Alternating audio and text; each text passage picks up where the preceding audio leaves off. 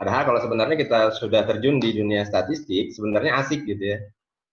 Asik, asal jangan menggunakan yang manual, menggunakan aplikasi atau software. Tapi kalau misalkan menggunakan manual, ya mumet juga ngitung-ngitung.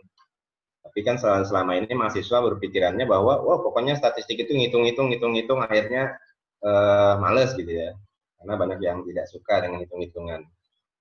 Karena zaman sekarang ini banyakkan mahasiswa atau manusia ini sukanya apa namanya, pertambahan sama perkalian gitu ya. Kalau pembagian susah gitu ya.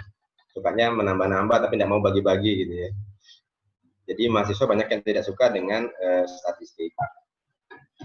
Nah, mudah-mudahan setelah belajar statistik ini nantinya mahasiswa jadi banyakkan yang suka statistik gitu ya. Dan sehingga nanti setelah ini mungkin lanjut kuliah ambil statistik gitu ya. Saya dulu satunya juga keperawatan, memang pada saat itu sebenarnya suka juga belajar statistik, tapi waktu itu kan masih belum mendalam.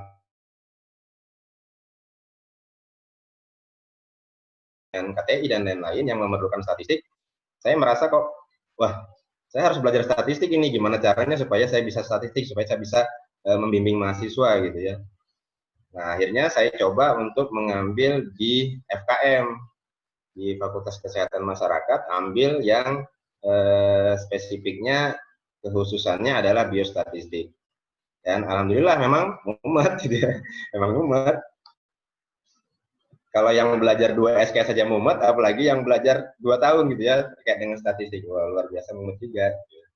Makanya rambut saya agak sedikit berkurang gitu ya. Ya Mas Mutar ya, kalau Mas Mutar kan berputih, kalau saya kan berkurang gitu ya. Jadi statistik itu sebenarnya asik kalau kita apa namanya, enjoy gitu di situ gitu ya. Karena bermain dengan data itu sangat asik. Selama ini kan di baik itu di pelayanan, di dinas atau di puskesmas dan lain-lain, data sebenarnya banyak terkumpul, tapi sayangnya tidak ada yang mengolah data itu menjadi suatu informasi. Kan awalnya dari data dulu nih, data diolah dengan statistik, baru jadi informasi. Nah, informasi itulah yang berguna sebenarnya buat disampaikan kepada masyarakat. Sayangnya data-data yang ada di baik di dinas, baik di rumah sakit, baik di puskesmas itu tidak ada yang mengolah, sehingga akhirnya data itu tersimpan saja di dalam rekod gitu ya, tidak tersampaikan keluar sebagai suatu informasi, kan tidak ada yang mengolahnya. Sayang sekali sebenarnya. Jadi Indonesia selama ini masih agak kurang dalam hal penelitian dan lain-lain, karena memang banyak sekali data yang tidak dipublish, digunakan, sehingga akhirnya nilai penelitian kita di Indonesia ini sangat kurang.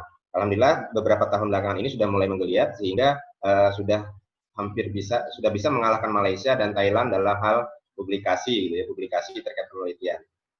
Mudah-mudahan dengan belajar statistik ini nantinya ke depan makin banyak peneliti-peneliti khususnya di bidang keperawatan, sehingga nantinya banyak informasi, banyak hasil penelitian yang bisa menjadi suatu pengetahuan baru buat perkembangan ilmu keperawatan gitu ya.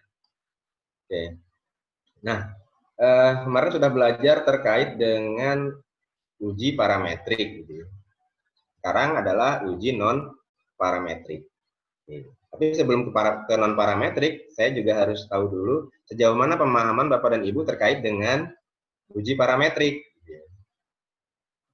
Oke, sekarang tanggal 25 ya. Tanggal 25. Absen nomor 25 siapa ya? Udah tahu belum absennya?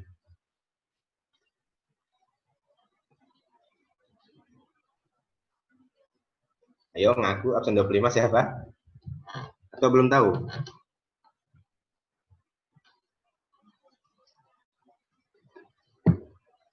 Kita bukan? Siapa? Bu Ratna? Saya 26, Pak. Berapa? 26 saya. Nah, Ovita, Pak. Ovita. Siapa?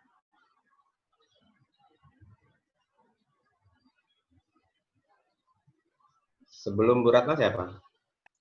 Ovita, Pak. Ada orangnya?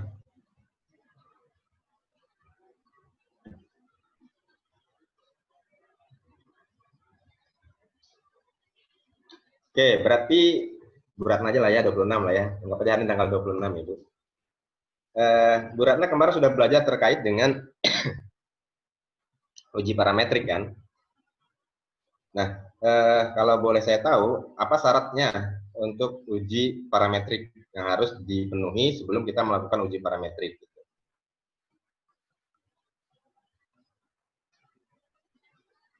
Karena nanti terkait dengan pembelajaran uji non parametrik.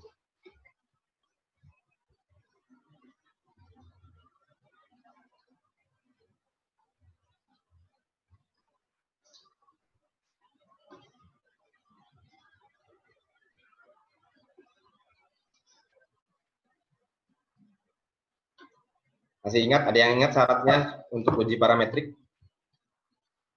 Salah satu saja. Variabelnya harus numerik ya, Pak? Variabel harus numerik. Oke, selanjutnya udah variabelnya numerik nih. Tapi mau uji parametrik, apalagi syaratnya? Harus angka ya, Pak? Distribusi normal. Data harus berdistribusi normal. Keren juga Mas Mutar ya. Oke, Itu aja jadi yang bisa. data harus pertama dia harus numerik ya. Yang kedua, numerik itu ada interval dan ada rasio ya.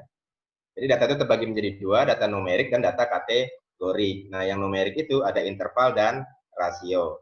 Sementara yang kategorik ada nominal dan ordinal. Nah, syarat untuk melakukan uji parametrik adalah bahwa data harus berdistribusi normal. Berarti kemarin sudah diajarkan terkait bagaimana menguji data apakah dia normal atau tidak ya? Sudah ya? Sudah, Pak.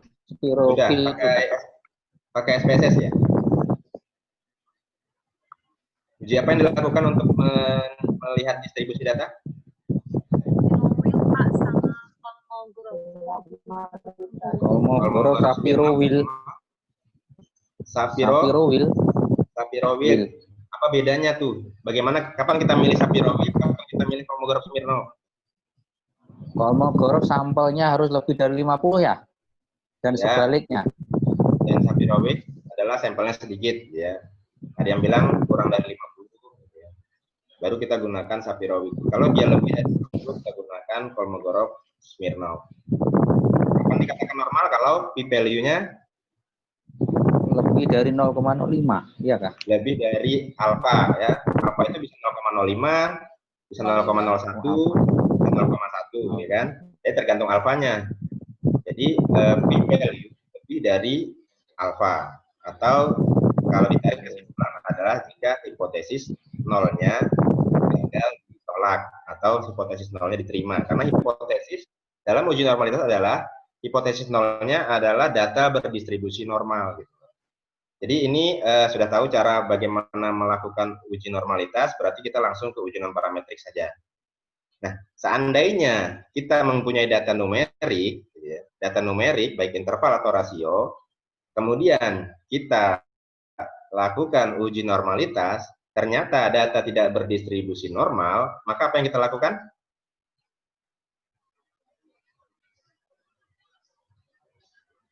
Apa, Bu Dwi Aulia? Belum di-unmute. transformasi data, Pak. Transformasi data. Transformasi data, setelah transformasi data ternyata datanya tidak normal juga, maka kita lakukan Uji uji alternatif. alternatif. Uji alternatifnya adalah uji non parametrik. Jadi begitu urutannya, jangan sampai nanti sudah punya data numerik, langsung ujuk-ujuk mau ke uji non parametrik. Sayang datanya, karena sebenarnya dari segi kedudukan, uji parametrik itu lebih tinggi kedudukannya daripada uji non parametrik. Kekuatan ujinya itu lebih besar daripada uji non parametrik. Jadi sayang datanya sudah numerik, distribusinya normal, tapi kok ujuk-ujuk mau menggunakan non parametrik kan sayang. Cuman terkadang mahasiswa itu banyak yang mengeluh cara menginterpretasikan datanya pada uji parametrik gitu ya. Gimana nih? Kita nggak tahu cara menginterpretasikannya. Akhirnya langsung aja menggunakan uji non parametrik. Jadi sayang sebenarnya. Oke, saya coba share screen terkait dengan uji non parametrik.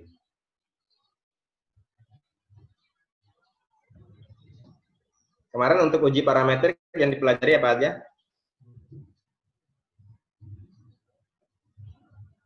Uji T ya, jenisnya.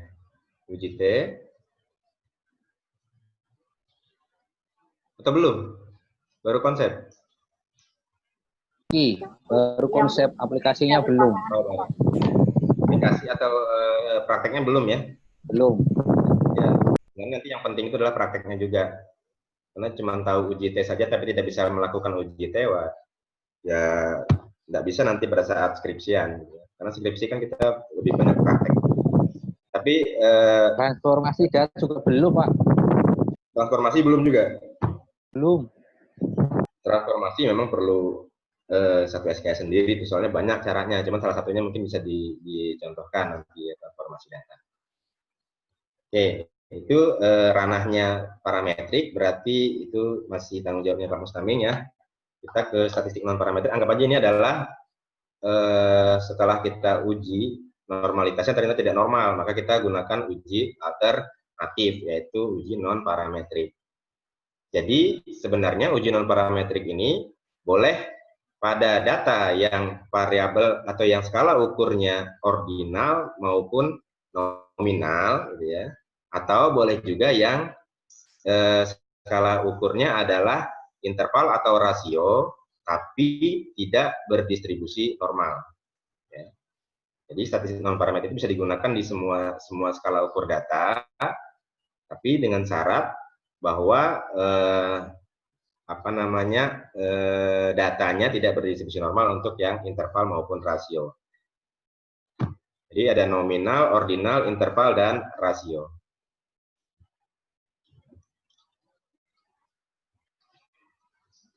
Ini perlu dibesarkan di slideshow. Oke, nah sebelum kita masuk ke uji non parametrik, jadi dalam statistik itu ada dua macam, yaitu statistik deskriptif dan inferensial. Bedanya adalah kalau deskriptif kita hanya memotret gitu ya, memotret atau mengcapture. Ini loh rata-rata berat badan yang bayi baru lahir di rumah sakit PKT itu sekian gram misalkan, atau prevalensi dari atau proporsi dari BBLR di rumah sakit PKT sekian persen, misalkan. Itu adalah deskriptif. Nah, yang kedua adalah inferensial. Inferensial artinya ada proses di mana kita ingin mengeneralisasi hasil tersebut. Itu disebut dengan inferensial. Jadi dengan menggunakan data di sampel, kita generalisasi ke populasi. Itu disebut dengan inferensial atau proses generalisasi. Nah, untuk inferensial itu ada dua, ada parametris dan non parametris, atau parametrik dan non parametrik. Parametrik sudah dibahas, kemudian kita masuk ke non parametrik.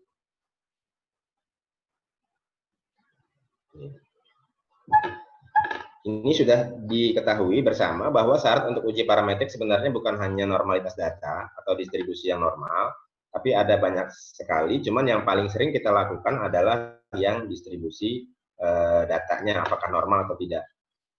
Nah, di sini yang F adalah sampel cukup besar atau mencukupi. Kenapa saya bilang sampel cukup besar itu sebaiknya kita menggunakan parametrik? Sebenarnya terkait dengan normalitas data juga. Karena semakin besar sampel atau semakin banyak sampel yang kita pakai, kita gunakan, maka akan lebih bisa mengakibatkan data itu berdistribusi normal. Jadi semakin besar sampelnya, diharapkan datanya akan berdistribusi normal. Nah, jika Bapak dan Ibu ingin meneliti sesuatu dan itu bisa dikumpulkan dengan data numerik, sebaiknya dikumpulkan dengan data numerik dulu. Karena dengan data numerik kita bisa eksplorasi gitu ya datanya. Misalkan hipertensi, ternyata Bapak dan Ibu hanya mengumpulkan data nominalnya saja atau ordinalnya saja misalkan. Oh, hipertensi dan tidak hipertensi. Padahal untuk menentukan dia hipertensi dan tidak hipertensi adalah menggunakan data numerik, kah? Kan menggunakan data sistol, ya kan? Sistolnya misalkan 180, terus Ibu atau Bapak cuman memasukkan data hipertensi gitu ya. Kemudian sistolnya 120. Ibu masukkan tidak hipertensi. Sayang sekali data yang angka ini, sebaiknya data yang angka juga dimasukkan dalam set data kita, gitu ya. Sehingga nantinya bisa kita eksplorasi mau diapain data yang numerik ini. Karena data numerik ini lebih bisa digunakan untuk mau diapakan saja data itu, gitu ya. Kalau seandainya sudah hipertensi dan tidak hipertensi, bagaimana kita merubah kembali ke data numerik? Bisa tidak? Kan hipertensi itu di atas 140. Ya. Kalau misalkan DO kita yang dikatakan hipertensi adalah sistolnya di atas 140. Nah, yang data kita cuma punya adalah hipertensi dan tidak hipertensi, ya kan? Bisa nggak kita rubah kembali ke data numerik? Tidak bisa. Tapi kalau dari data numerik, kita bisa transformasi atau kita ubah datanya menjadi data kategorik. Jadi sebaiknya dalam pengumpulan data, kalau bisa digunakan atau dikumpulkan data numeriknya, kumpulkan dulu data numeriknya. Nanti mau itu digunakan untuk kategorik, silahkan. Artinya kan bisa dikategorikan data numerik tadi. Jadi lebih baik mengumpulkan data numeriknya, kemudian nanti kalau seandainya ingin diinterpretasikan dengan kategorik, silahkan, gitu ya. Artinya tidak menyulitkan. Sementara kalau misalkan kita kumpulkan data kategoriknya, akan menyulitkan kita kembalikan ke data numeriknya. Menambah jumlah sampel hingga cukup. Nah, tadi saya bilang, semakin besar jumlah sampelnya, itu biasanya akan semakin normal distribusi datanya. Sehingga nantinya bisa digunakan untuk uji parametrik. Kemudian, buang data ekstrim. Data ekstrim itu data yang sangat jauh dari rata-rata atau dari nilai tengah, gitu ya. Nilai tengah atau rata-rata. Itu jauh sekali. Misalkan di kelas ini ada 40 orang. 40 orang ini rata-rata umurnya berapa ya? Yang paling muda berapa?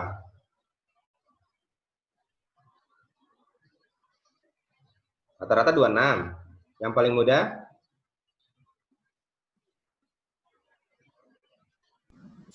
Sekitar 25 kali, Pak. Lu ngaku-ngaku lah. Pak Mutar itu paling muda, Pak. Apalagi Mas Mutar udah tua tuh. Kok bisa Senior rata-rata jangan 26? tua. Kok bisa rata-rata 26? Saya lihat kok mukanya sudah 40 ke atas semua. Oke, nah misalkan ternyata rata-ratanya 35 tahun gitu ya di usia di kelas ini gitu ya. Tapi ternyata ada yang usia 19 tahun, misalkan dia baru lulus D3 langsung ambil gitu ya. Nah, itu kan sangat jauh gitu dari sekumpulan data tadi, kan rata-rata kalau rata-rata 35 berarti kan sekitaran itu aja tuh 35, 36, 37, 34, 33 gitu ya. Nah, ternyata ada yang sangat jauh 19 atau ada yang sangat jauh 45 misalkan gitu ya atau 50 tahun misalkan. Nah, itu adalah termasuk dengan data ekstrim. Ya. Seandainya data ekstrim itu dibuang, maka kira-kira datanya normal apa tidak? Ya. Jadi data-data yang ekstrim itu bisa dibuang. Dengan catatan sebaiknya jangan sampai lebih dari 5% data ekstrimnya gitu ya. Kalau lebih dari 5% kan sayang juga, kan mempengaruhi hasil sebenarnya nantinya. Dan ini juga jarang digunakan karena kalau data ekstrimnya dibuang, takutnya akan mengurangi sampel, sayang gitu. Udah capek-capek kita kumpulkan datanya, malah datanya disingkirkan gitu ya, di-exclude. Itu juga sayang. Kemudian jika tidak terpenuhi juga normalitasnya, maka kita lakukan transformasi data.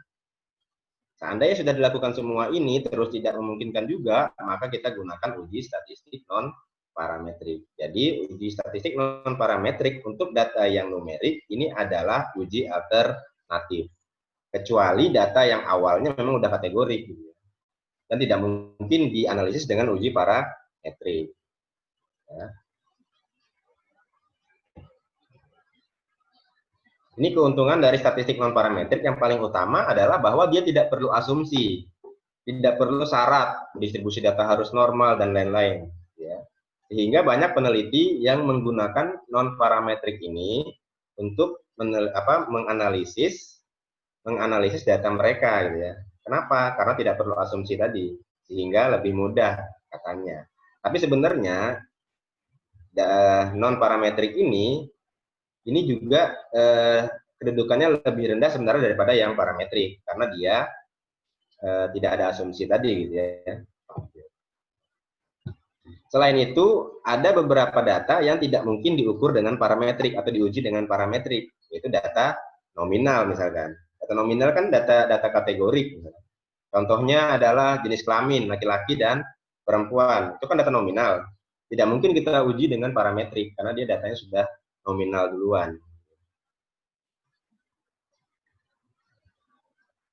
Oke, jadi tidak ada data atau tidak ada teknik parametrik yang dapat diterapkan untuk data nominal, sehingga ya mau nggak mau harus menggunakan data statistik non parametrik.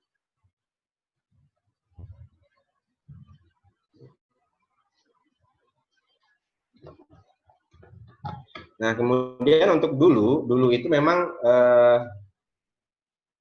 non parametrik banyak digunakan karena teknologi pada masa dulu itu belum sebaik sekarang, karena untuk melakukan uji parametrik itu memerlukan waktu yang sangat panjang kalau menggunakan komputer yang dulu gitu ya. Kalau sekarang ini hitungan detik sudah mulai muncul.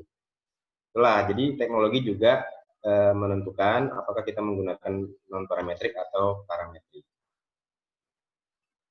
Sementara kekurangannya tadi sudah saya bilang adalah bahwa dengan ukuran yang sama, ukuran sampel yang sama, metode non parametrik kurang memiliki power dibandingkan dengan metode parametrik. Jadi dia lebih lemah hasilnya metode non parametrik ini dibandingkan dengan metode parametrik. Makanya banyak jurnal-jurnal internasional yang bereputasi lebih suka kalau dia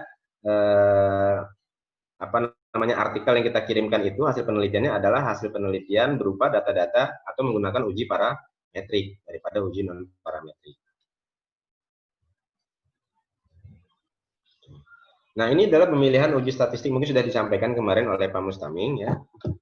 Jadi dalam memilih uji statistik bivariat khususnya di variabel adalah tergantung dari tujuan analisisnya, apakah ingin komparasi ataukah ingin hubungan. Komparasi di sini adalah membandingkan satu, dua atau lebih kelompok gitu ya. Kemudian hubungan adalah melihat hubungan sebab akibat, melihat hubungan simetris, apakah dengan naiknya ini semakin naik juga nantinya gitu ya, hasil variabel dependennya gitu ya. Itu adalah tujuan analisisnya. Nah, selain itu juga dilihat dari jumlah sampel atau jumlah kelompok sampelnya. Jumlah kelompok sampelnya 1, maka gunakan untuk uji parametriknya adalah uji T satu sampel atau goodness of fit t-test. Nah, jika dia tidak normal datanya, maka kita bisa gunakan uji Kolmogorov-Smirnov satu sampel. Jadi sebenarnya Kolmogorov-Smirnov juga bisa digunakan untuk uji komparasi satu kelompok sampel. Nah, ini jarang digunakan pada penelitian kita di mahasiswa, kebanyakan yang menggunakan dua kelompok ya. Kebanyakan menggunakan dua kelompok atau lebih dari dua kelompok. Oke, nah yang dua kelompok atau lebih dari dua kelompok ini tergantung dari jenis datanya, apakah didapatkan datanya ini apakah berpasangan atau bebas. Ini sudah dijelaskan terkait dengan apa itu bebas dan apa itu berpasangan ya. Seperti apa contohnya? Ada yang tahu nggak yang bebas dengan berpasangan ini? Karena ini penting terkait dengan pemilihan uji apa yang kita gunakan nantinya.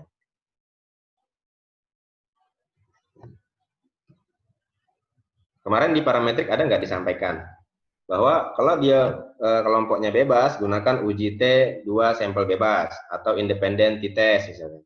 Kalau dia berpasangan, gunakan pair t-test atau uji T berpasangan.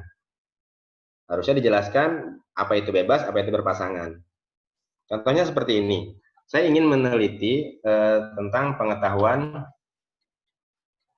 perawat tentang HIV/AIDS gitu ya.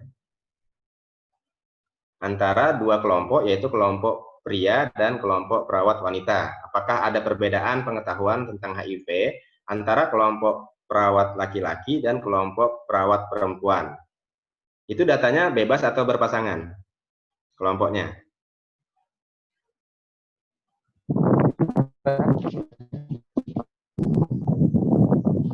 Bebas atau berpasangan? Bebas. Bebas, karena ada dua kelompok yang saling bebas ya. Kelompok Iya. perawat laki-laki dan kelompok perawat perempuan. Itu saling bebas, artinya tidak saling mempengaruhi. Nah, yang kedua adalah saya ingin meneliti tentang pengaruh promosi kesehatan tentang HIV/AIDS dengan pengetahuan perawat terkait dengan HIV/AIDS misalkan. Kemudian saya kumpulkan data awalnya pengetahuan sebelum dilakukan promosi kesehatan. Kemudian setelah saya lakukan promosi kesehatan, saya uji kembali pengetahuannya. Itu kelompok bebas atau berpasangan?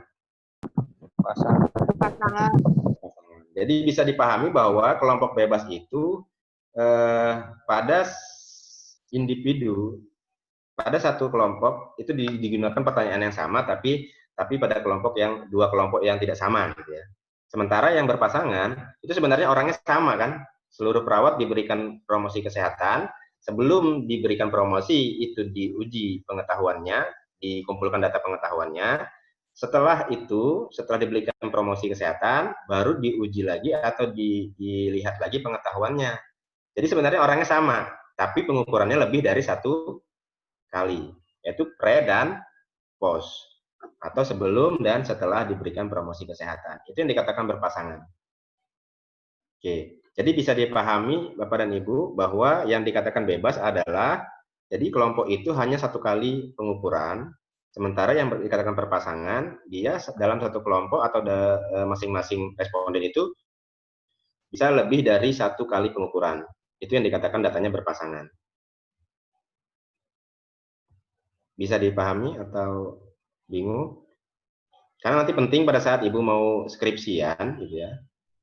Ibu mau meneliti tentang misalkan efektivitas dari pemberian kompres terhadap suhu tubuh, itu kan berpasangan nantinya, pre dan post.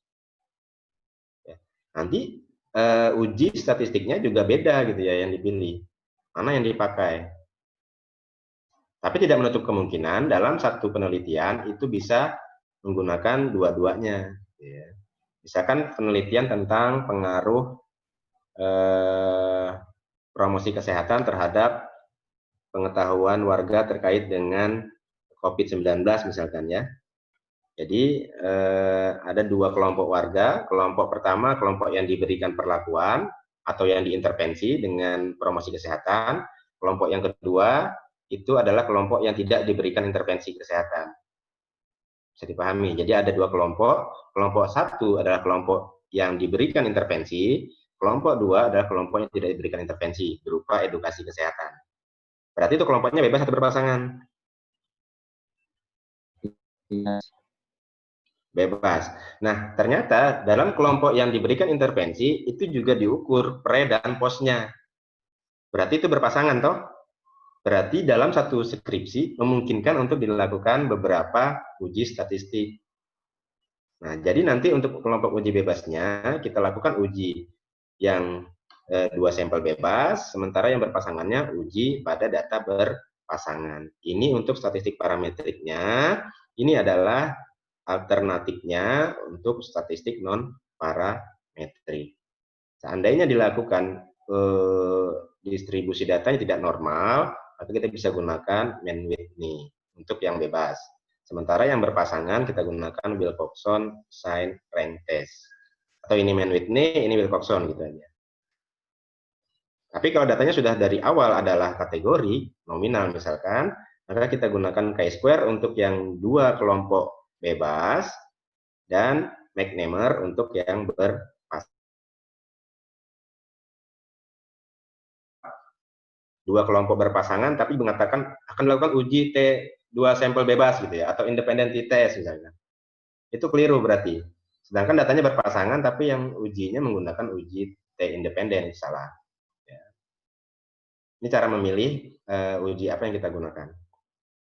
Kalau lebih dari dua kelompok juga begitu, ada yang bebas atau independen dan ada yang berpasangan atau berhubungan. Ya. Maka ujinya juga beda-beda. Sementara kalau melihat hubungan, itu bisa menggunakan korelasi, uji korelasi. Kalau parametriknya adalah uji korelasi Pearson, non parametriknya adalah korelasi Spearman. Oke. Untuk yang sebab akibat, kita bisa gunakan uji regresi. Parametriknya adalah regresi linier, non parametriknya adalah regresi ordinal atau regresi logistik. Bisa dua macam. Ya, ini untuk pemilihan ujinya. Ini yang penting sebenarnya pada saat kita menyusun suatu proposal dan melakukan penelitian nantinya. Jangan sampai nanti salah dalam memilih uji statistik yang digunakan. Sampai di sini mungkin ada yang ingin ditanyakan terkait pemilihan uji ini?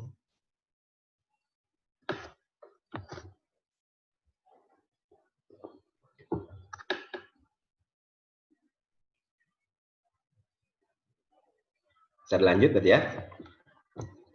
Oke.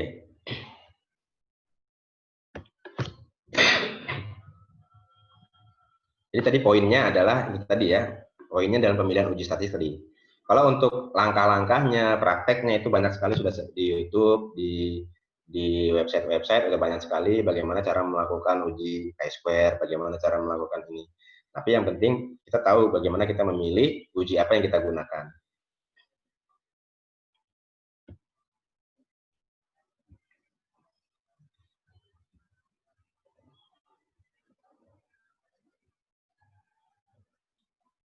Oke, nah ini adalah kalau kita lihat dari skala pengukuran variabelnya, maka kita bisa memilih uji statistiknya. Kalau skala ukurnya nominal atau ordinal, maka jenis datanya adalah data diskrit atau istilahnya data kategorik. Kalau data kategorik, tentunya kita menggunakan uji statistik non parametrik.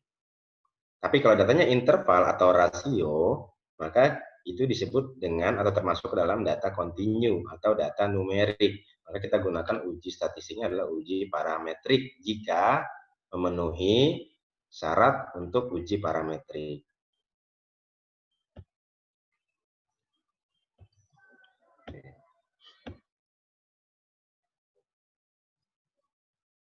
Nah, masuk ke dalam chi-square. Jadi chi-square ini sebenarnya bisa dilakukan untuk satu kelompok atau dua kelompok. Untuk satu kelompok itu dikatakan dia sebagai uji fit ya atau goodness of fit. Tapi untuk dua kelompok biasanya digunakan untuk melihat perbedaan proporsi antara dua kelompok ya baik bebas yang bebas ya antara dua kelompok yang bebas. Jadi chi-square itu bisa digunakan untuk melihat perbedaan proporsi dua kelompok. Jadi di RPS itu disebutkan uji beda dua proporsi. Nah, itu bisa digunakan chi-square. Ini banyakkan konsepnya. Nah, di dalam uji non parametrik, kebanyakan kita menggunakan tabel-tabel gitu ya, tabel-tabel. Khususnya uji chi-square. Nah, dalam tabel itu tergantung dari berapa jumlah kolom dan berapa jumlah baris. Jumlah baris dan jumlah kolom gitu ya. Kalau tabel 2x2 artinya barisnya 2 dan kolomnya 2. Contoh kita ingin melihat perbedaan pengetahuan antara perempuan dengan laki-laki terkait dengan HIV tadi ya. Oke. Nah, pengetahuannya dibagi menjadi dua kategori, yaitu pengetahuan tinggi dan pengetahuan rendah. Sementara jenis kelaminnya dibagi menjadi dua, yaitu laki-laki dan perempuan. Berarti kalau kita bikin tabel, maka tabelnya adalah tabel 2x2. Jadi ini mencerminkan jumlah kategori dari variabel-variabel yang ada, baik antara variabel independen maupun variabel dependen. Saya stop share dulu.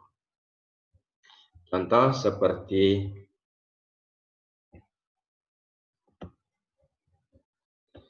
kenapa kita penting dalam menelaah apakah tabelnya 2x2 atau 2x3, ini nanti terkait dengan syarat untuk melakukan uji chi-square ya, karena chi-square itu mempunyai syarat-syarat tertentu yang harus dipenuhi. Kalau tidak terpenuhi, maka kita lakukan alternatifnya.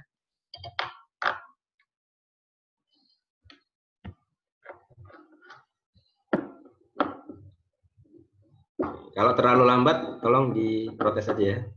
Siapa tahu terlalu lambat Pak gitu. Contoh tadi kita ingin melihat perbedaan. Saya share screen dulu.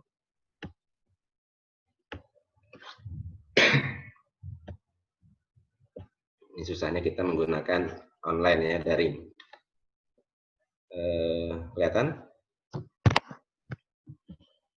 Ingin melihat perbedaan pengetahuan tentang HIV misalkan antara remaja putra dengan remaja putri. Oke. Berarti di sini ada berapa variabel yang kita teliti?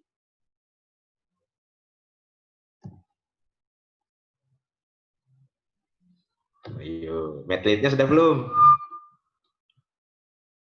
Berapa variabel di sini? 3 ya, Pak. Hah? 3 apa 2? Putra dan putri. Putra dan putri. 2. Oke, kita lihat saja. Variabel kan ada independen dan variabel dependen. Kalau kita buat dalam judul penelitian, mungkin kita bisa buat di sini adalah hubungan antara jenis kelamin dengan pengetahuan tentang HIV. Ya, berarti variabel independennya adalah jenis kelamin yang terbagi menjadi 2, yaitu 1 adalah putra, 2 adalah putri. Jadi ada 2 kategori ya, 2 kategori untuk variabel independennya. Sementara variabel dependennya adalah pengetahuan tentang HIV, yaitu 1. Misalkan kita bagi 2, pengetahuan rendah, 2 pengetahuan tinggi. Oke. Di sini terlihat bahwa variabel independennya jenis kelamin ada 2 kategori, yaitu putra dan putri. Nggak mungkin 3 toh. Kan satunya nggak jelas gitu ya, variabel jenis kelaminnya. Kemudian variabel dependennya juga dibagi menjadi 2. Apakah itu bagi menjadi rendah dan tinggi, ataukah pengetahuan buruk, pengetahuan baik, misalkan tergantung dari teori yang kita gunakan gitu ya. Oke, misalkan dibagi menjadi 2 seperti ini. Maka untuk membuat tabelnya kita perlu tabel berapa kali berapa? 2 kali 2. 2 kali 2 karena ada 2 kategori dan 2 kategori. Oke.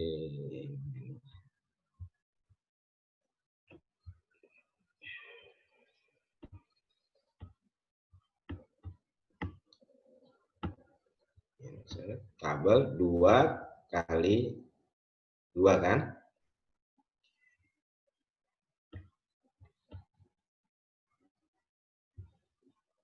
Ini variabel. Di sini adalah yang dependen ya. Dependen yaitu pengetahuan. Pengetahuan itu terbagi menjadi 2 toh. Yaitu pengetahuan rendah dan tinggi. Kemudian di sini ada putra dan putri. Ini total. Jadi ini yang disebut dengan tabel 2 kali 2. Tabel 2 kali 2 karena ada 2 kategori di variabel independen dan 2 kategori di variabel dependen. Ya. Oke. Contoh misalkan ternyata didapatkan data, atau ini dulu lah ya. Artinya tahu dulu apa bedanya antara tabel 2 kali 2 dan 2 kali 3. Nah, atau lebih dari 2 kali 2. Ini tabel 2 kali 2. Sementara kalau tabel yang lebih dari 2 kali 2 itu bisa tabel 2 kali 3 misalkan. Ternyata pengetahuannya kita bagi menjadi 3, yaitu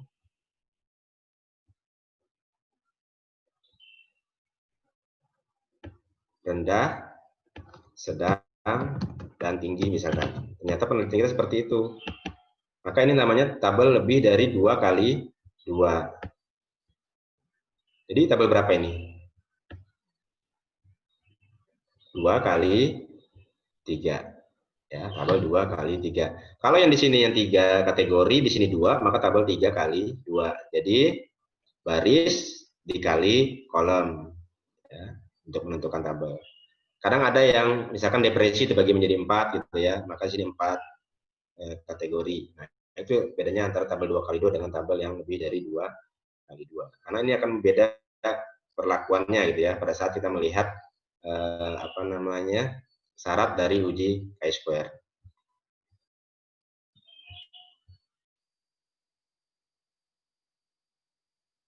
Yang tabel lebih dari 2 kali 2 itu ada yang square dan ada yang tidak square.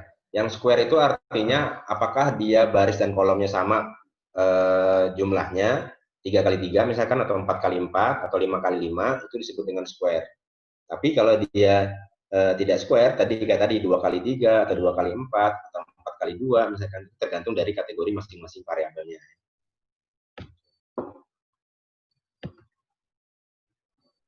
Nah, ini tabel 2 kali 2. Jadi ada 2 baris dan 2 kolom. Yang total jangan dihitung ya. Ini tabel 3 kali 2. Dan dia tidak square karena antara baris dan kolom tidak sama jumlah kategorinya.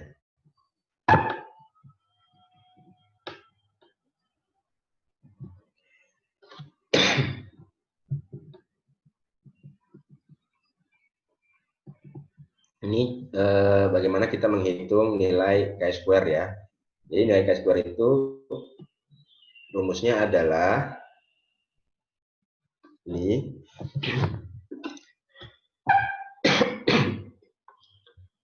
Nilai O atau nilai observed dikurang nilai expected kuadrat dibagi nilai expected. Itu adalah rumus chi-square. Ya. Jadi O dikurang E kuadrat dibagi E. Itu adalah rumus chi-square. Jadi kita bisa menghitung berapa sih nilai expected dan nilai chi-square-nya dari masing-masing sel ini. Gitu ya.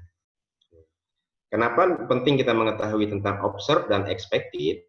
Biasanya dalam tabel yang kita buat, ini selalu nilai O yang tampak, atau nilai observed, nilai hasil data yang kita peroleh. Sementara nilai expected-nya tidak dituliskan di sini. Dan nilai expected itu bisa kita hitung dengan cara seperti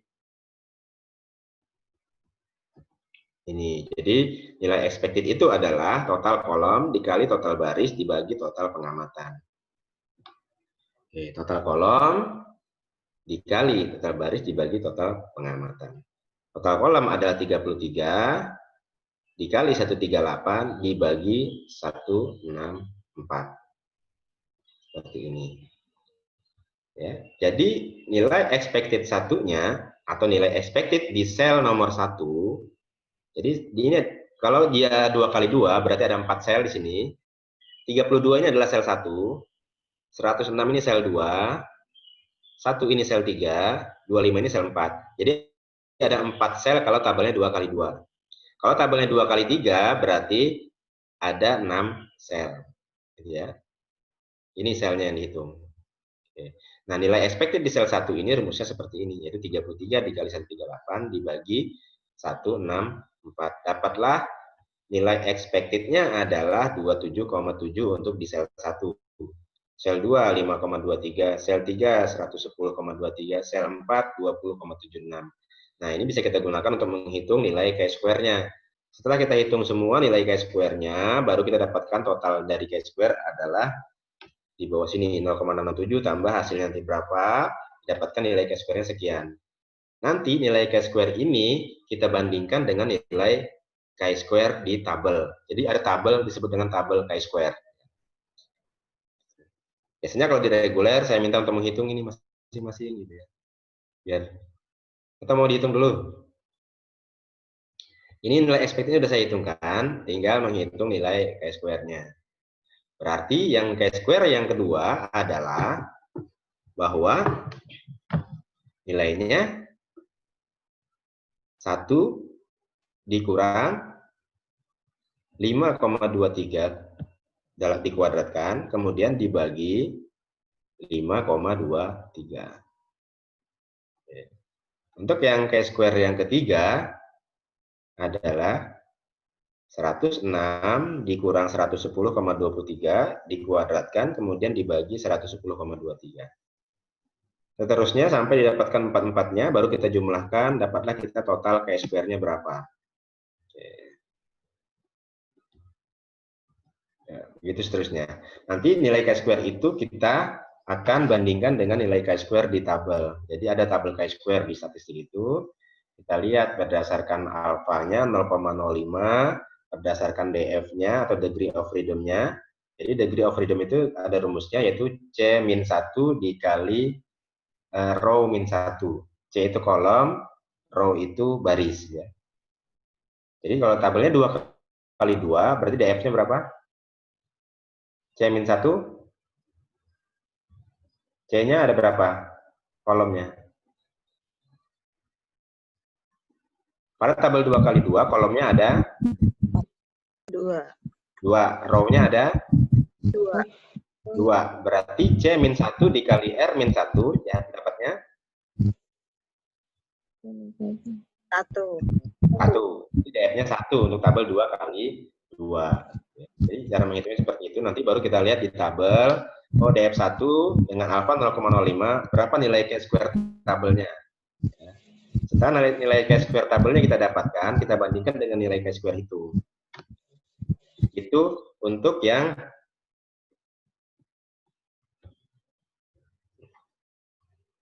oke, saya share dulu.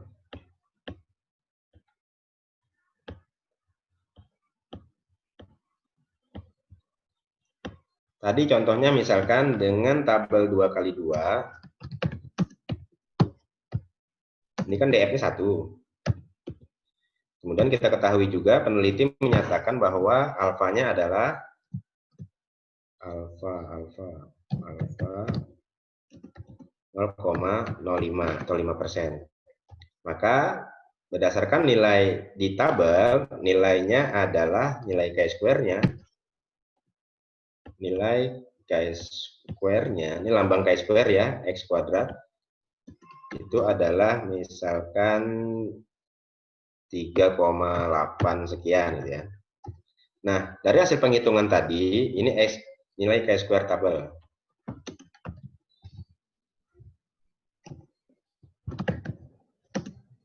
Nah, chi-square hitungnya ternyata didapatkan 13,8 misalkan. Maka disimpulkan bahwa chi-square tabel, chi-square hitung dibandingkan dengan chi-square tabel lebih besar mana?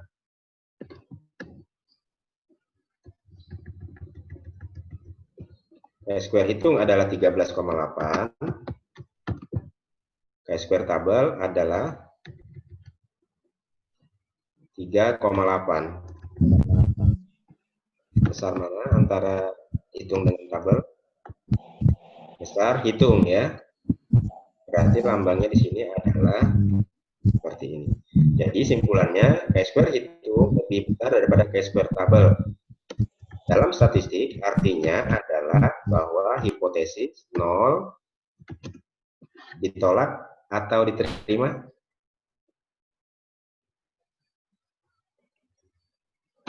Belum belajar uji hipotesis ya sama Pak Mustami? Ditolak, Kak. Ya, ditolak ya. Jadi kalau nilai hitung lebih besar daripada nilai tabel, maka H0 ditolak. Dan sebaliknya, jika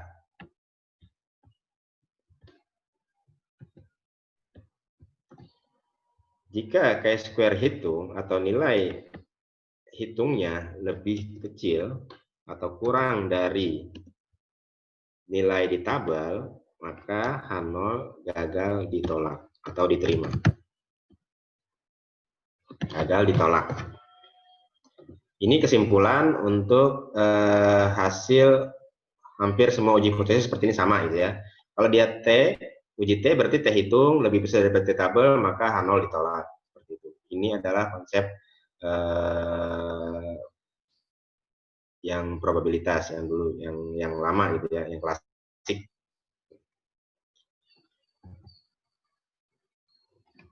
Jika B value kurang dari alfa, alfa mana sih? Alfa, maka H0 di apa?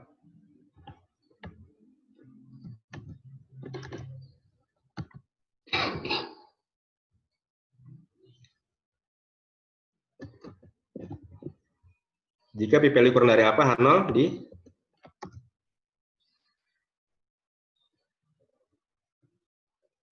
ya, kadang-kadang suara saya.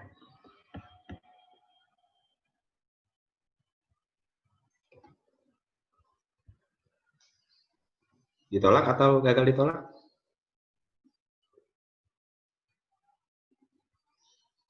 Diterima ya, Pak? Betul, ditolak. Ya, jadi jika P value lebih dari atau sama dengan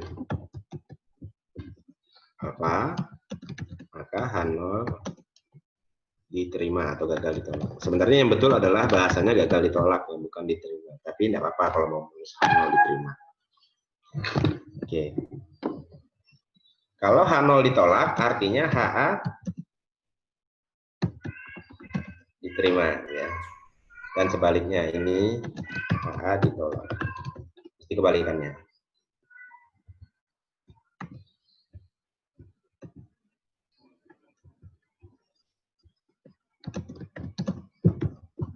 Ini harus tahu dulu, nanti kalau kita mau uji statistik, sudah praktek nggak taunya apa namanya, interpretasinya nggak tahu nih artinya apa gitu ya. Nah, inilah artinya, ini interpretasi dari dua cara, yaitu cara manual, cara klasik dengan cara probabilistik. Ini adalah cara klasik, menggunakan hitung dan tabel, membandingkan antara nilai hitung dengan nilai tabel. Ini adalah cara probabilitas, membandingkan antara nilai P atau P value dengan alfa. Nah, jadi ada dua cara dalam menentukan apakah H0 itu ditolak atau gagal ditolak, dan sebaliknya HA diterima atau gagal atau ditolak gitu ya. Ini cara klasik, harusnya ini sudah diajarkan di uji hipotesis. Dan ini cara probabilitas, ya, menggunakan nilai P dia. Ya, ini udah harus dihafalkan sebenarnya supaya nanti pada saat kita belajar tentang uji statistik udah tahu gitu ya. Tapi yang paling mudah menghafalnya adalah salah satunya jadi hafalin. Karena kalau dihafalkan bolak-balik, ini kan terbolak-balik nih. Ini lebih besar daripada nilai tabel, H0 ditolak. Tapi ini kurang dari alfa, H0 ditolak gitu ya. Jadi kebalikannya.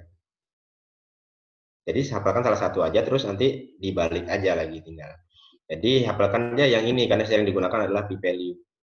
Jika P value kurang dari alfa, H0 ditolak. Jika P value lebih dari atau sama dengan alfa, H0 diterima atau gagal ditolak. Itu aja.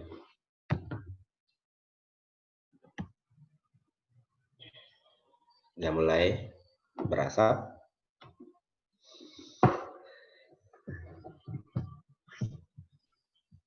Ya, jadi nah, kita masuk ke syarat penggunaan chi-square. Ini penting karena biasanya akan ditanyakan oleh penguji pada saat ujian kalau Bapak dan Ibu menggunakan chi-square gitu ya. Apa syarat menggunakan chi-square gitu ya? Karena tidak sembarangan kita bisa menggunakan chi-square. Oke.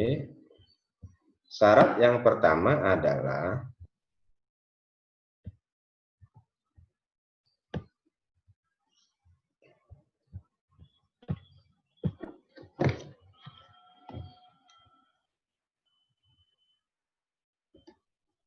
ini kenapa saya belum tulis syaratnya?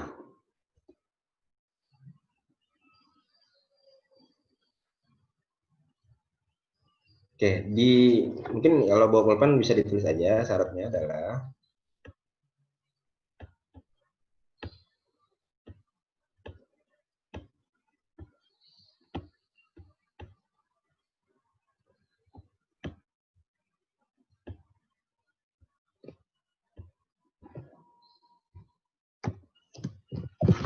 syarat chi-square. 1, tidak boleh ada nilai 0 di setiap sel. Tadi ingat sel ya. Sel 1, sel 2, sel 3, sel 4 ya. Tidak boleh ada nilai 0. Di satu sel pun tidak boleh ada nilai 0. Kemudian yang kedua, untuk tabel 2 kali 2.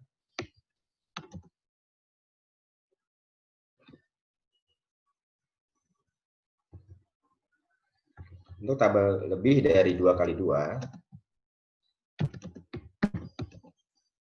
tidak boleh ada nilai expected kurang dari 5. Tidak boleh ada, atau tidak boleh ada nilai expected kurang dari 5 pada lebih dari 20% sel. Jadi, kalau dia tabelnya seperti ini, 2 kali 3, maka tidak boleh ada lebih dari 20%, gitu ya. Ini kan 100% nih. Ada berapa, tabel 2 kali 3 ada berapa sel? Ada 6 ya. 6 sel. Nah, 6 sel ini harus jumlahnya 100%. Berarti di masing-masing selnya ini berapa persen? 100% dibagi 6 sel kan?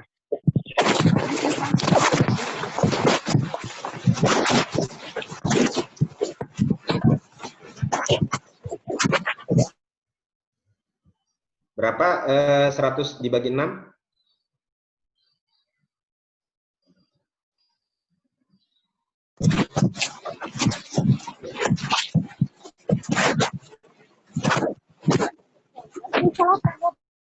(16,7) Pak. Berapa? 16. 16,7. Nggak genap, Jadi Pak. masing-masing sel ini adalah 16,7% ya.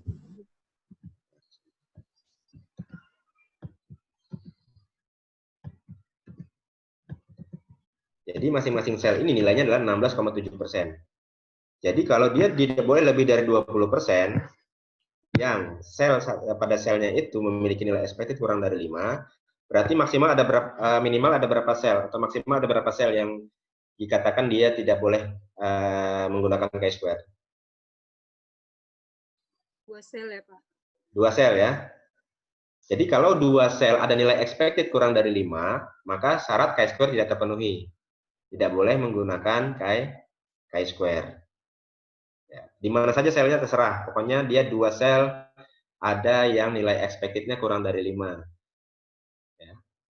Bisa dipahami?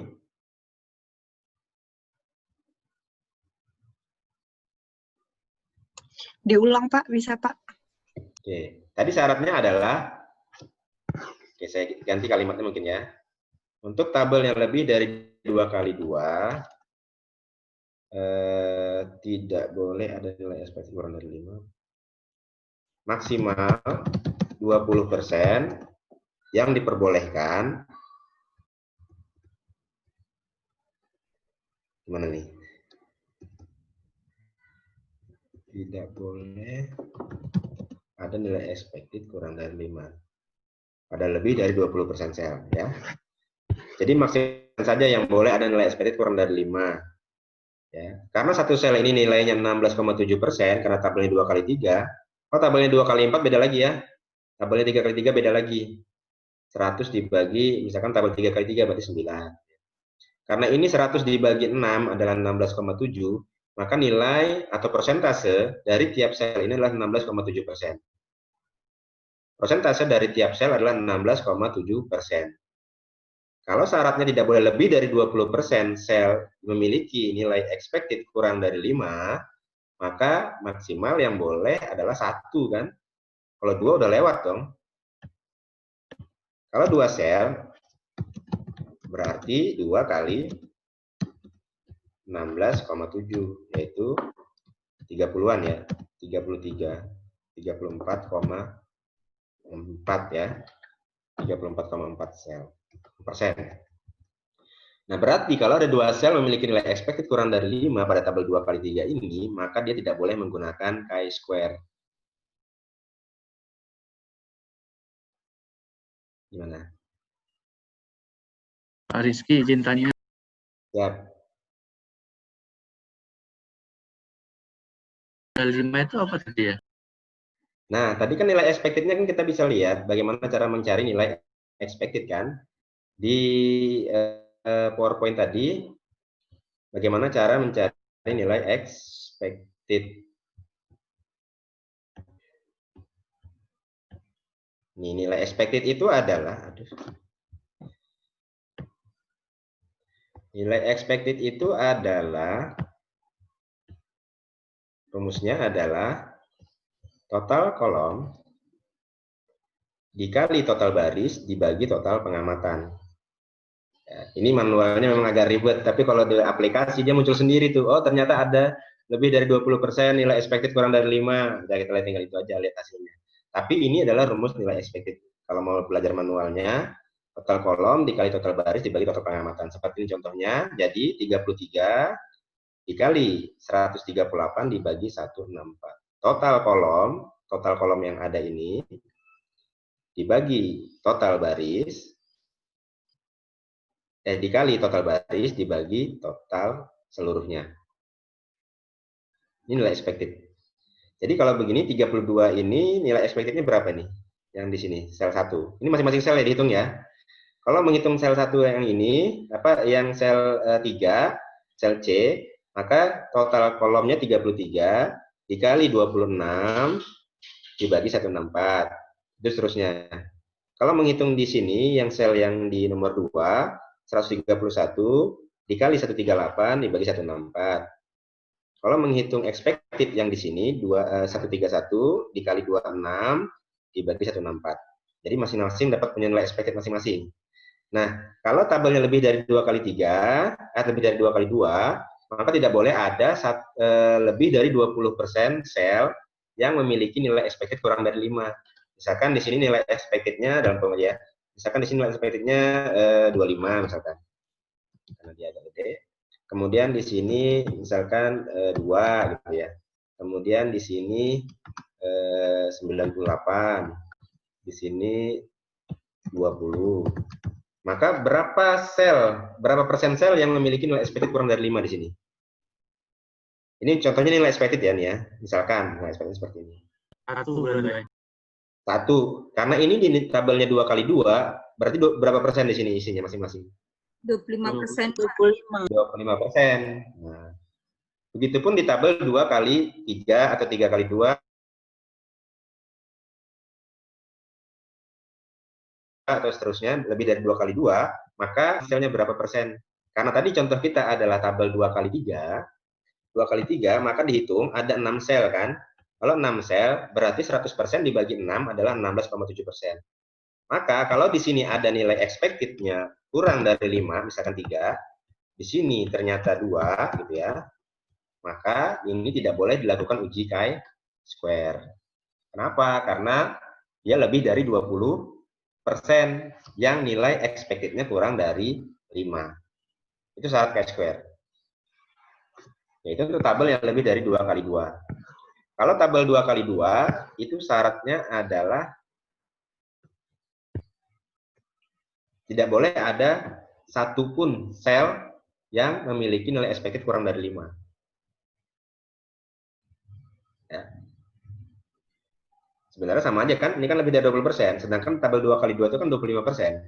Ya, jadi tidak boleh ada satu sel pun yang memiliki nilai expected kurang dari 5.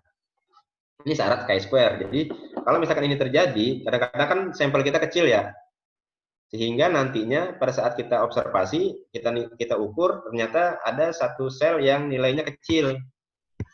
Nilainya kecil, tadi misalkan 1 tadi gitu ya, di PowerPoint tadi, misalkan ternyata nilainya 1, maka nilai expected-nya pun akan menurun atau kecil. Sehingga dengan tabel seperti ini, kita tidak bisa menggunakan uji chi-square. Nah, apa yang kita lakukan kalau misalkan kita tidak boleh menggunakan uji chi-square? Maka solusinya yang solutif, ya, solusinya yang solutif adalah Kalau tabelnya lebih dari 2 kali 2, kita bisa menggabung kategori-kategori tadi menjadi 2 kali 2. Contoh, tadi pengetahuan tinggi, sedang, rendah ya. Ternyata ada 2 sel yang nilai expected-nya kurang dari 5. Maka tidak boleh kita gunakan chi-square kan? Karena ada 2 sel tidak nilai expected-nya kurang dari 5. Nah, kita bisa gabung pengetahuan tadi menjadi 2 kategori, yaitu pengetahuan tinggi dan pengetahuan rendah misalkan. Bisa digabung seperti itu. Tapi seandainya itu pun tidak terjadi juga, misalkan masih ada juga nilai expected-nya yang kurang dari 5, maka untuk tabel 2 kali 2, itu kan tidak mungkin lagi kita gabung kategorinya ya, jadi tabel 2 kali 1 kan nggak mungkin. Ya. Jadi kita bisa lakukan uji Fisher exact test. Ya. Uji Fisher exact test berarti adalah uji alternatif kalau uji chi-square pada tabel 2 kali 2 tidak memungkinkan, karena tidak memenuhi syarat chi-square. Ya. Sebut dengan uji Fisher exact test. Mau tanya Pak Rizky, Siap. untuk menentukan variabel gitu, apakah kita bisa dari awal, oh kita pakai 2 kali 2 aja, apa ada aturannya misalnya Ya. Suaranya gitu ya. Pengukurannya itu tinggi, rendah, sedang, mana itu? Dengar kan? Saya dengar pertamanya aja Bu. Memang untuk menentukan kategori dari masing-masing variabel itu ditentukan di awal Ibu. Ditentukan di awal dan itu dimasukkan dalam definisi operasional pada saat penulisan proposal. Di definisi operasional. Nah, di definisi operasional itu kita jabarkan bahwa variabel pengetahuan ini kita bagi menjadi 3 kategori misalkan. Atau menjadi 2 kategori itu di definisi operasional. Tapi itu sebaiknya pada saat menentukan kategori itu sebaiknya mengacu pada teori. Ya. Contoh, menurut teori Ari Kunto, pengetahuan itu dibagi menjadi 3, pengetahuan tinggi, sedang, rendah. Nah, itu bisa kita gunakan sebagai acuan. Tapi pada saat analisis data ternyata tidak memungkinkan, maka kita bisa lakukan penggabungan kategori tadi menjadi 2 dalam analisis data. Nanti tentunya ya hasil laporan penelitiannya itu diubah lagi, definisi operasionalnya diubah lagi gitu ya, kembali ke awal lagi merubah. Tapi nggak masalah itu ya. Biasanya ini terjadi biasanya kalau misalkan sampelnya sedikit tuh ya, itu bisa terjadi. Nilai expected-nya kurang dari 5. Ya Bu ya. Jadi boleh kita tentukan tapi mengacu pada teori sebaiknya gitu ya. Contoh misalkan gizi. Gizi itu kan ada sebenarnya bisa dibagi jadi 2 ya, gizi buruk dan normal, bisa aja kan? Cuman mengacu pada Debkes misalkan terbagi menjadi ada ada 4 ya kalau nggak salah ya. Ada gizi buruk, gizi kurang, normal, dan gizi lebih kan. Tapi kebanyakan kalau dia kebanyakan kategorinya itu akan sulit untuk dianalisis nantinya, sehingga bisa kita jadikan 2. Tapi nanti setelah kita kumpulkan datanya. Kalau memungkinkan 2 kali 4 ya kita tetap gunakan yang 4 kategori itu. Itu sebenarnya prerogatif dari peneliti. Tapi biasanya ditanya pada saat ujian proposal, kenapa kok dibagi menjadi 2? Kenapa kok dibagi menjadi 4? Ini menurut siapa gitu? Itu ditanya biasanya pada saat ujian proposal. Itu pertanyaan tadi Bu ya, karena yang selebihnya saya nggak dengar lagi tuh, ngeng aja. Gitu ya. Atau ada yang kurang Bu Win?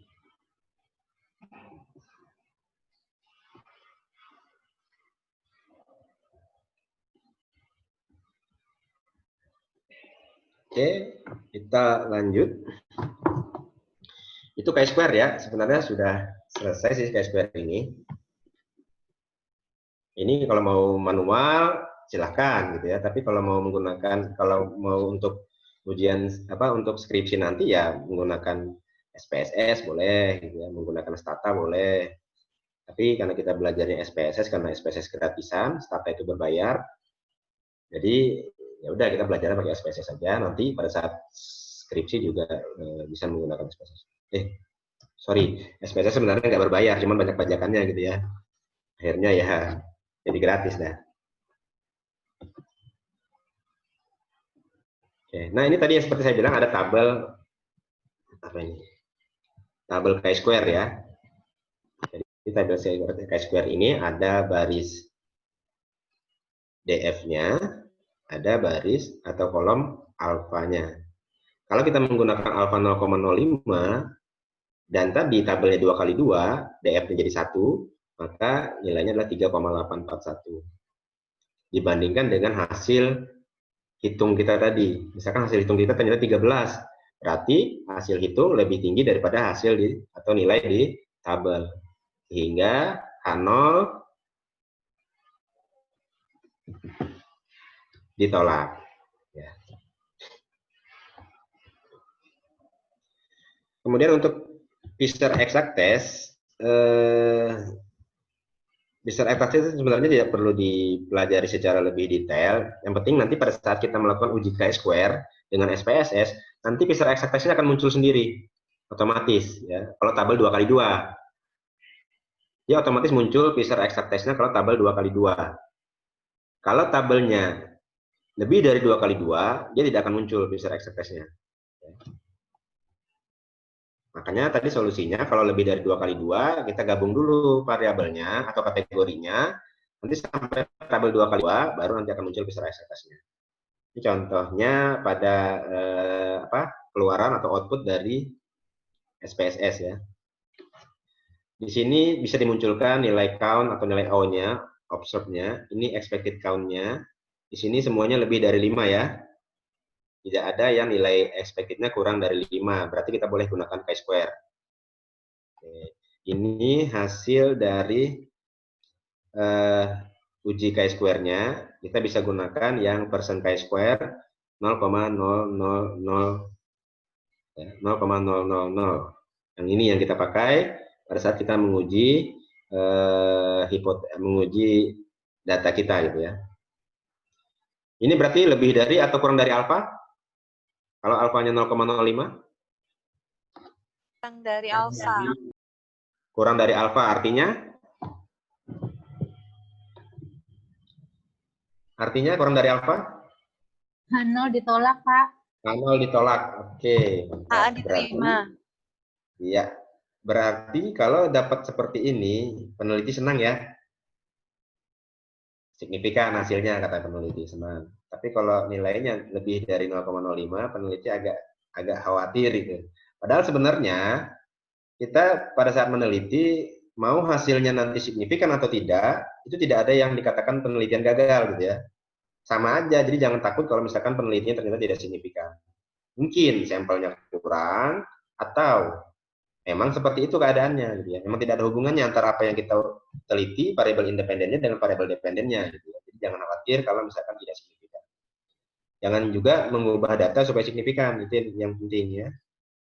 Nanti hasilnya diubah-ubah sehingga signifikan, datanya diganti-ganti, wah itu yang tidak benar.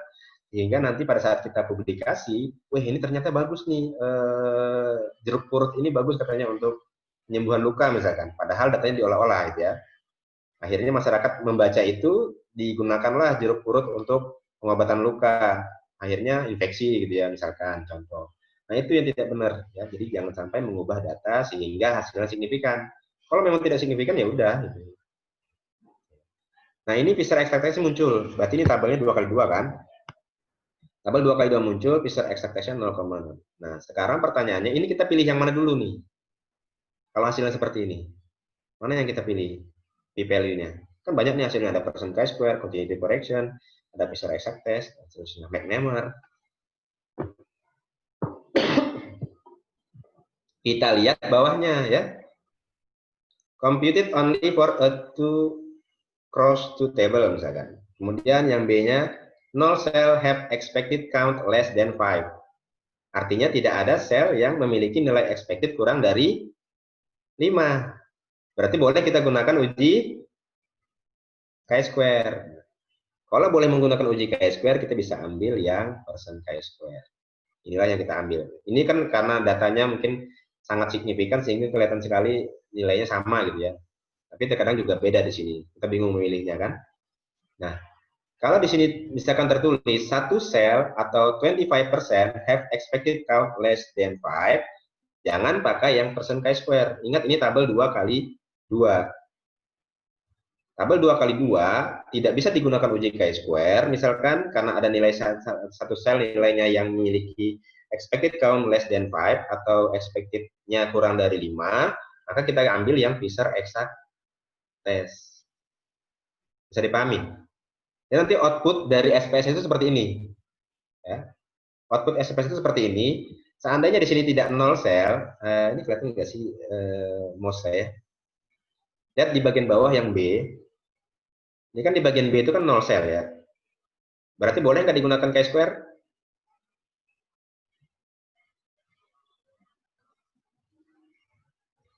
Ini kan tidak ada nilai expected kurang dari 5. Berarti boleh menggunakan chi-square. Maka kita ambil yang persen chi-square, nilai P-nya. Seandainya di sini tertulis satu sel atau dalam kurung 25% have expected count less than 5, maka kita ambil yang Fisher exact test. Oke, bisa dipahami? Karena ini sering digunakan mahasiswa, yaitu chi-square ya. Lebih mudah Pak katanya, jadi banyak yang menggunakan ini. Cuman terkadang salah mengambil hasilnya, sehingga interpretasi jadi salah. Oke, jadi syarat chi-square-nya terpenuhi di sini. Kalau tidak terpenuhi, maka kita bisa gunakan Fisher exact test. Ini adalah derivatnya. Jadi yang penting adalah yang tadi ya. Ini kalau di sini kita ingin melihat berapa orang nih ternyata yang motivasinya kuat, motivasi petugasnya kuat, berarti kualitas pelayanannya bagus, ada 84 orang. Motivasinya rendah, petugasnya, maka yang kualitas pelayanannya baik hanya 12 orang. Ya, ini dibaca satu-satu. Oke, untuk chi-square ada yang, dan Fisher exact test ya, ada yang ditanyakan?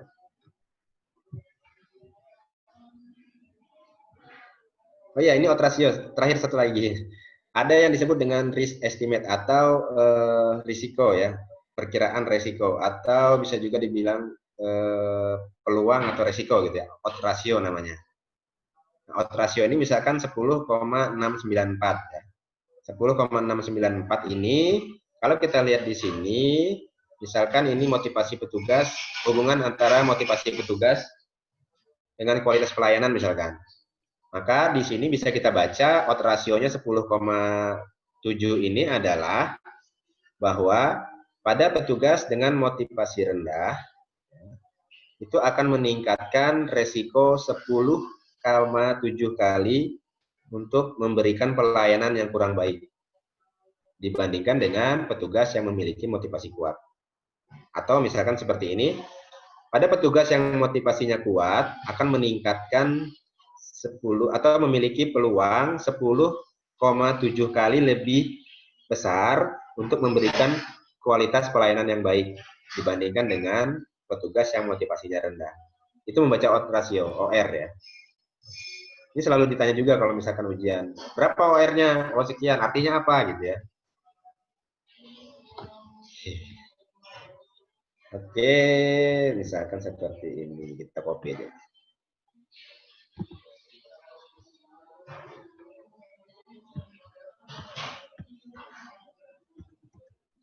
Jam berapa Pak Ripan masuk?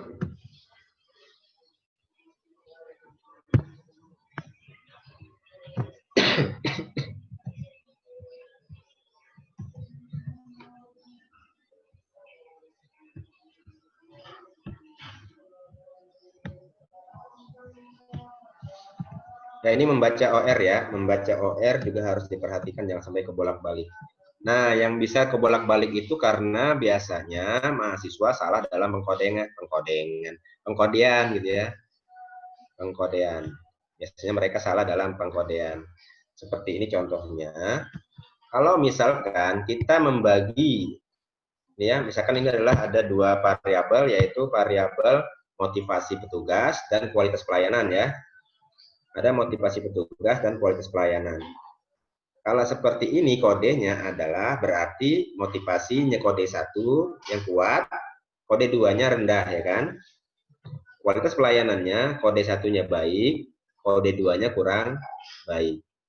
Ini pengkodean ini juga akan berperan pada saat menentukan OR-nya. Ini bolak-balik nih, di sini kuat, di sini kurang baik. Yang betul adalah kalau di sini bagus, di sini juga bagus yang terdekatnya. Kalau di sini kita pilih terbalik, misalkan ini rendah, maka di sini kurang baik. Seperti itu ya. Jadi pengkodeannya juga harus sesuai. Bisa dipahami? Kalau kode rendahnya adalah kode. Kalau Gue punyaku, anaknya 2. terus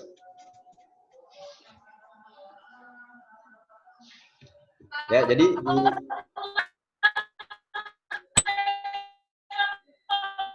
apa itu?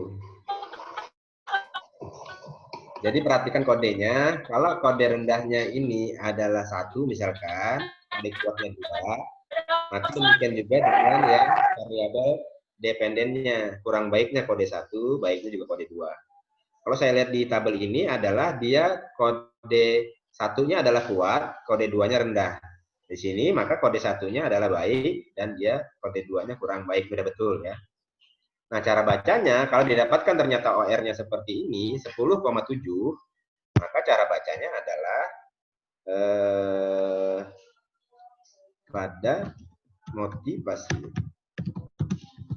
petugas yang kuat berpeluang 10,7 kali lebih besar untuk memberikan pelayanan yang baik dibandingkan dengan petugas yang motivasi rendah. Ini cara bacanya seperti ini.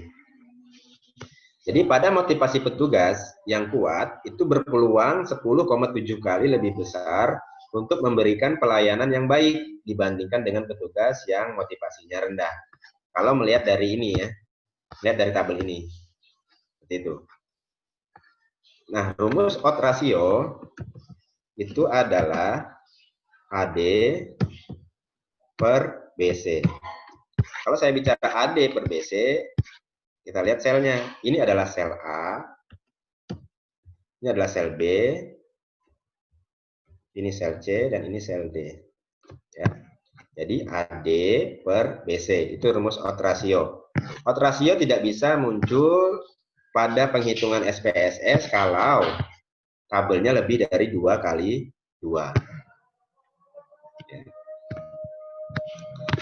Jadi bisa dipahami untuk interpretasi ya. Atau nanti kita coba lagi praktek langsung. Nanti ada pertemuan hari Senin ya. SPSS sudah terinstall semua belum? Sudah, Pak. SPSS-nya SPSS berapa yang diinstal?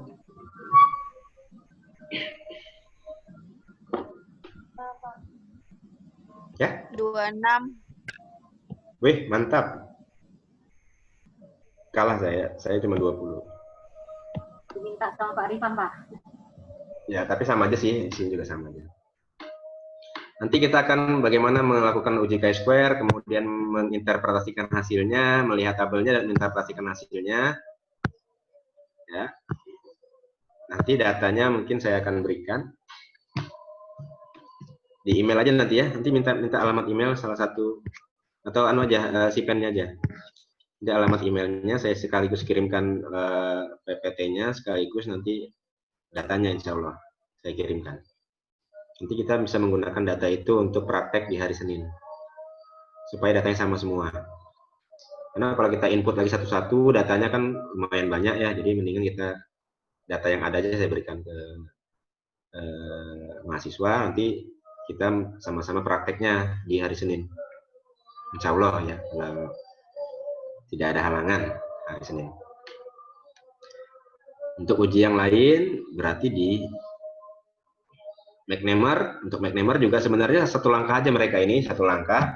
Artinya dalam SPSS itu bisa kita keluarkan chi-square-nya, bisa kita keluarkan Fisher-nya, bisa kita keluarkan McNamara-nya dalam satu langkah. Jadi bisa langsung sekaligus praktiknya sekaligus semua gitu ya. Untuk beda 2 proporsi. Ini beda 2 proporsi, berarti ada 2 kelompok yang dibandingkan. 2 kelompok yang dibandingkan.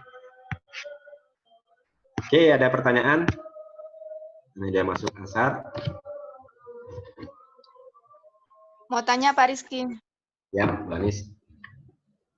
Pak Rizky, tadi kan dijelaskan, misalnya kayak hasil uji PTSA-nya gagal tolak HO, artinya kan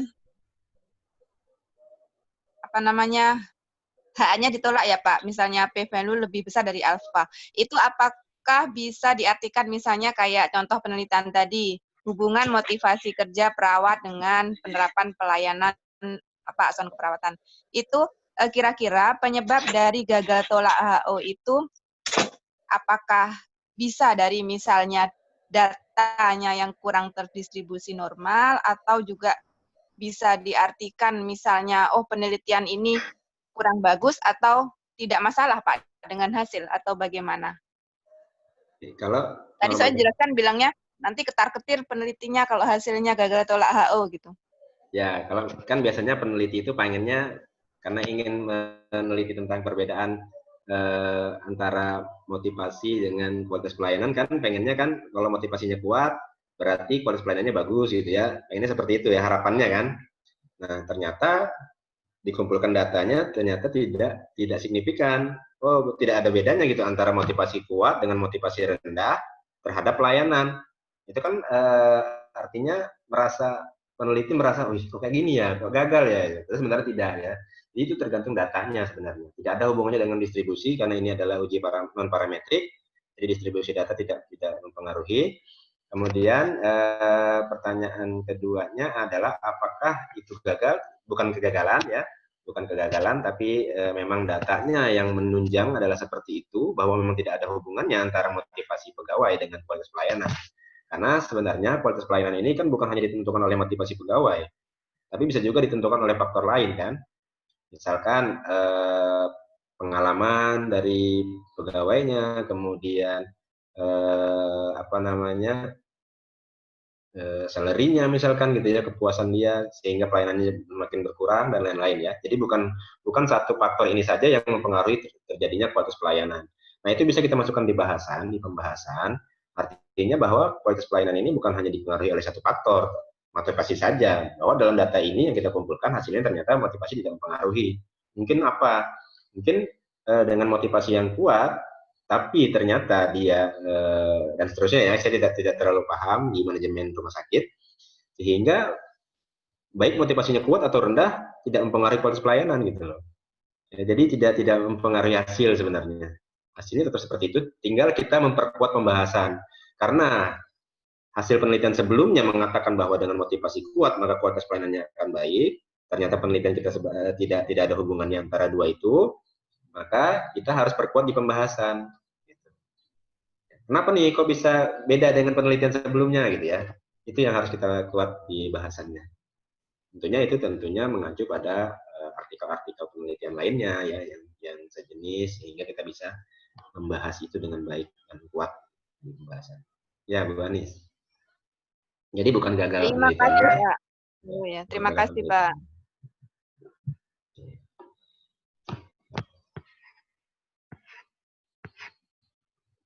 Ya, jadi jangan khawatir dengan hasilnya tidak signifikan ya. Justru yang khawatir kalau misalkan memanipulasi data sehingga hasilnya signifikan.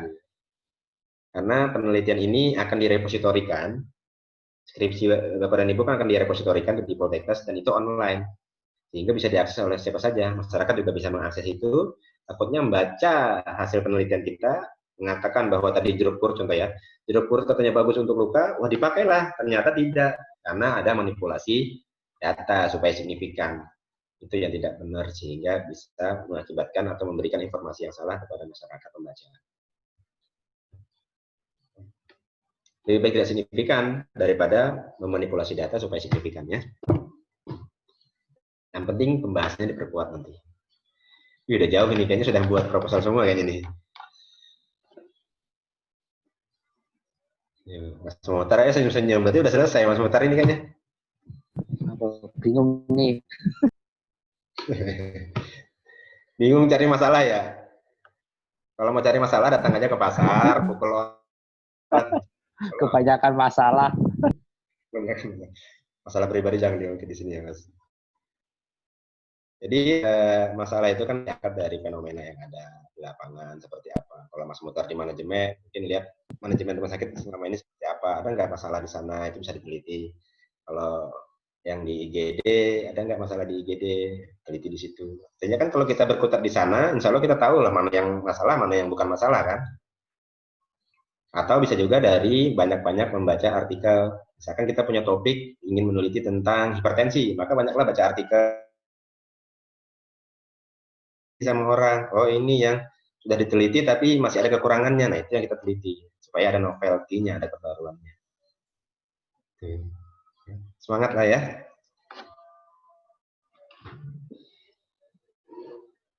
Ada lagi kita bahas sebelum kita tutup? Izin bertanya Pak Pak Rizky.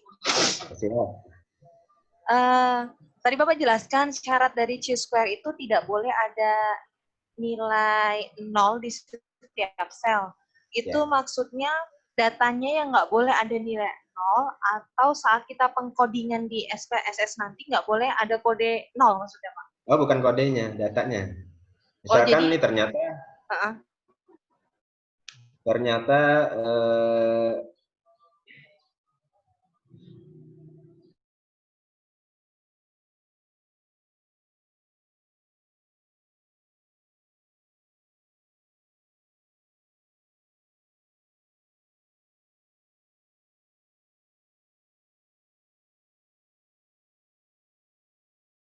saya keliru, apakah itu untuk OR atau untuk chi-square. Yang terlalu banyak yang dibaca jadi bingung.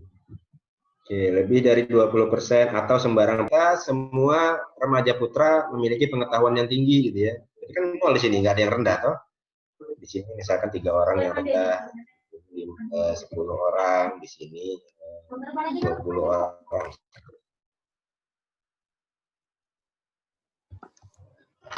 Seperti ini, kan nol nih. Ternyata tidak ada remaja putra yang pengetahuannya rendah terhadap HIV/AIDS. Nah, ini jadi masalah.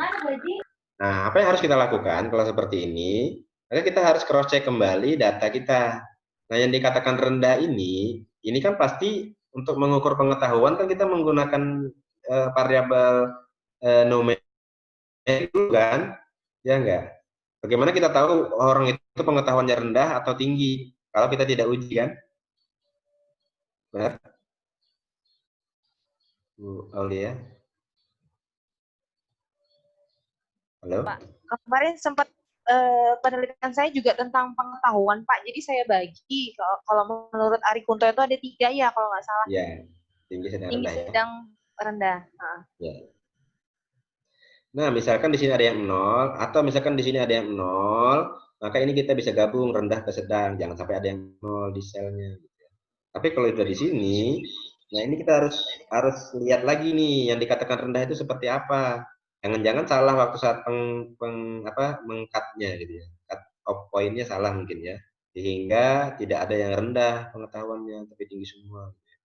Itu bisa kita ubah di sini. Jadi jangan ubah datanya tapi ubah ke pengkategoriannya. Yang dikatakan rendah itu misalkan apakah kurang dari 50% jawaban benar atau jawaban gitu ya. Atau yang pengetahuan tinggi itu lebih dari 50% jawaban benar dan seterusnya. Itu bisa dikategorikan lagi sehingga tidak ada nilai 0 di sini ya. Kalau ada nilai 0 kan tidak bisa diuji chi-square. Ada variasinya berarti. Okay. Baik, terima kasih Pak Rizky. Berarti jadi, aman aja kalau codingnya pakai 0 di SPSS ya? Nggak berpengaruh atau harus 1, 2, 3 gitu Pak? Nggak ada masalah, 0 juga bisa. Tapi ya itu tadi harus konsisten antara variabel independen dengan variabel dependen codingnya. Paham konsisten ya? Berarti ini.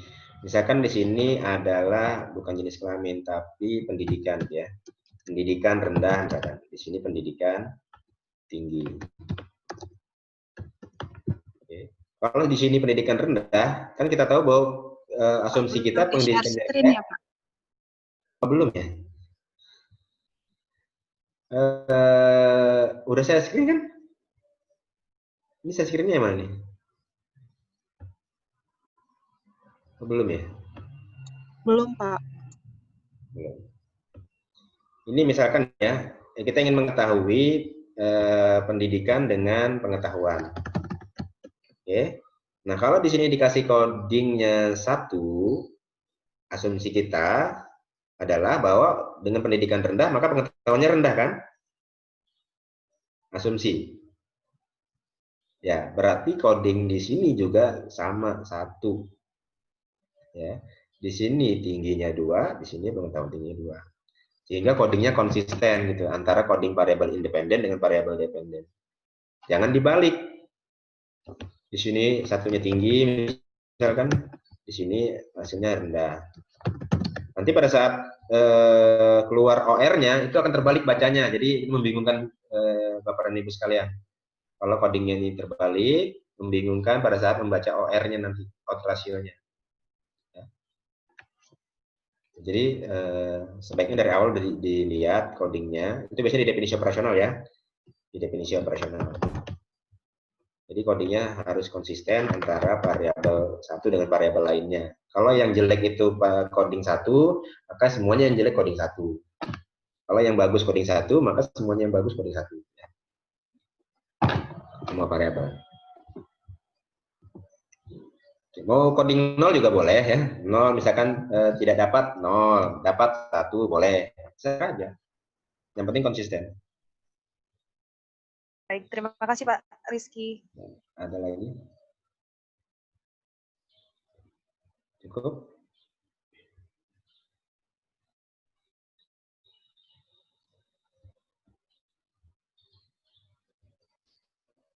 Cukup ya? Kalau cukup kita lanjut lagi nanti di insya Allah di hari Senin, mudah-mudahan tidak ada halangan. Jadwal saya masih hari Senin kan? Pak Fahmi mana Pak Fahmi? Pak, masih ada Senin. Pak Fahmi sebagai Sipen. Senin lagi Pak. Hari Senin ya Pak? Ya. Oke. Jam? 16. 16? Ya. Oke, lumayan ya. Lumayan sore maksudnya. Oke, kalau tidak ada lagi yang kita bahas, saya akhiri pertemuan pada hari ini. Saya sangat semangat sekali Bapak dan Ibu. Mudah-mudahan semangatnya bertahan sampai akhir nanti.